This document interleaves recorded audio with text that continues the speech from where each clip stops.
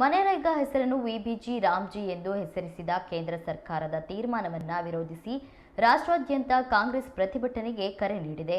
ಈ ಹಿನ್ನೆಲೆಯಲ್ಲಿ ಶಿವಮೊಗ್ಗದಲ್ಲಿ ಗಾಂಧಿ ಪಾರ್ಕ್ನ ಗಾಂಧಿ ಪ್ರತಿಮೆ ಎದುರು ಜಿಲ್ಲಾ ಕಾಂಗ್ರೆಸ್ ಬೃಹತ್ ಪ್ರತಿಭಟನೆಯನ್ನ ನಡೆಸಿದೆ. ಜಿಲ್ಲಾಧ್ಯಕ್ಷ ಆರ್ ಪ್ರಸನ್ನಕುಮಾರ್ ಅವರ ನೇತೃತ್ವದಲ್ಲಿ ನಡೆಯುತ್ತಿರುವ ಪ್ರತಿಭಟನೆಯಲ್ಲಿ ಕೆಪಿಸಿಸಿ ವಕ್ತಾರ ಆಯನೂರು ಮಂಜುನಾಥ್, ಸೂಡಾಧ್ಯಕ್ಷ ಎಸ್ಎನ್ ಸುಂದರೇಶ್, ಹಾಪ್ಸ್ಕಾಮ್ನ ವಿಜಯಕುಮಾರ್ ಸೇರಿ ಅನೇಕರು ಪ್ರತಿಭಟನೆಯಲ್ಲಿ ಪಾಲ್ಗೊಂಡಿದ್ದಾರೆ. ಪ್ರತಿಭಟನೆಯಲ್ಲಿ ಬಿಜೆಪಿ ಸರ್ಕಾರದ ವಿರುದ್ಧ ಧಿಕ್ಕಾರ ಕೂಗಿ ತಮ್ಮ ಆಕ್ರೋಶ ಹೊರಹಾಕಿದರು. ವಿಬಿಜಿ ರಾಮ್ಜಿ ಯೋಜನೆಯಿಂದ ನಿರುದ್ಯೋಗ ಪ್ರಮಾಣ ಹೆಚ್ಚಾಗಲಿದೆ, ಕನಿಷ್ಠ ವೇತನದ ರಕ್ಷಣೆ ಇಲ್ಲ, ಕಾರ್ಮಿಕರ ಶೋಷಣೆ ಮತ್ತು ಒತ್ತಡ ಹೆಚ್ಚಳವಾಗಲಿದೆ ಎಂದು ಆರೋಪಿಸಿದರು.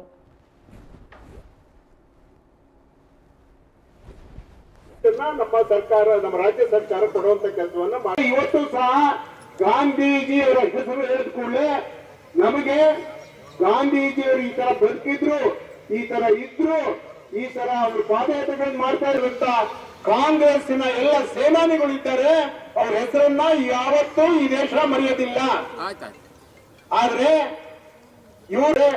ಇದರಲ್ಲಿ ಅವರು ಸಂಪೂರ್ಣ ವಿಫಲರಾಗಿದ್ದಾರೆ.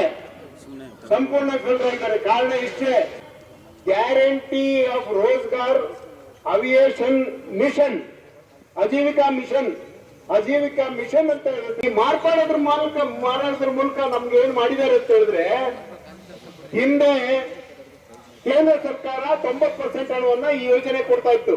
ಸಾಮಗ್ರಿಗಳನ್ನ ಏನ್ ಬಳಸ್ತಾ ಇದ್ರು ಅದ್ರದ 10% ನಮ್ಮ ಸರ್ಕಾರ, ನಮ್ಮ ರಾಜ್ಯ ಸರ್ಕಾರ ಕೊಡುವಂತ ಕೆಲಸವನ್ನ ಮಾಡ್ತಾ ಇತ್ತು. ಈಗ ಅದಕ್ಕೆ ಮಾರ್ಪಾಡು ತಗೊಂಡ್ಬಂದು ಮಾಡ್ತಾ ಇದ್ದಾರೆ.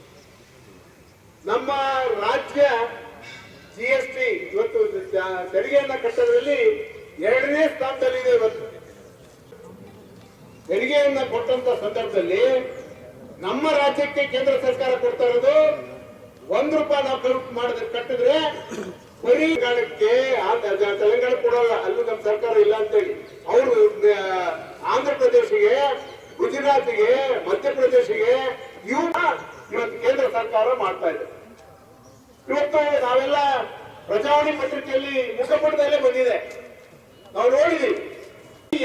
ಎರಡು ಯೋಜನೆಗಳನ್ನ ಮಾತ್ರ ನಮ್ಮ ಕರ್ನಾಟಕದ ಯೋಜನೆಗಳನ್ನ ಇವಾಗ ಮಂಜೂರು ಮಾಡಿದ್ದಾರೆ.